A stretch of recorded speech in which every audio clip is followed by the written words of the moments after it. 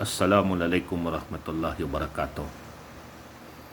Isa sa napaka-importanting usapan sa Islam ay ang pag-a-account sa sarili o pag-i-evaluate nito, sapagkat dito natin malalaman at makikita kung ano ba ang ating ginagawa, nasa tama ba o nasa mali, o alin ba ang pinakamarami nating nagawa sa isang araw, ang mabuti na amal o ang masama na amal. Kaya ang Rasulullah sallallahu alaihi wasallam ay nagsabi, i-evaluate ninyo ang inyong mga sarili bago i-evaluate kayo sa harapan ng Allah. At ipreparado, ihanda ang inyong mga sarili sa napakalaking araw.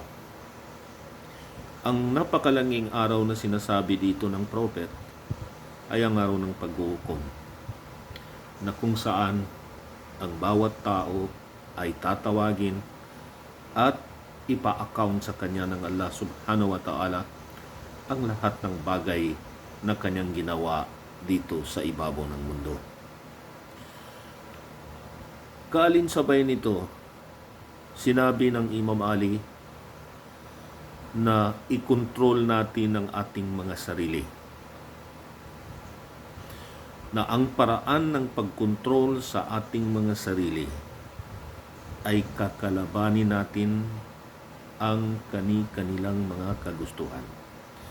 Ang ibig sabihin, yung mga gustong-gusto natin sa ating sarili na makamundo, lalabanan natin yon at ikokontrol natin ang ating mga sarili. Dinagdag naman ni Imam Zainul Abidin na apo ng Propeta Muhammad na tayo ay nasa mabuting kalagayan hanggang tayo ang nagiging tagapag-ingat sa ating sarili. At hanggang tayo ay gumagawa ng accounting sa ating mga sarili. Ang ibig sabihin, tayo ay nasa mabuting kalagayan kung binibigyan natin ng babala ang ating mga sarili sa mga bagay-bagay na ating ginagawa at ating ina-account ang ating mga pinagdadaanan araw-araw upang ating makita kung alin ang mas marami nating nagawa, masama ba o mabuti.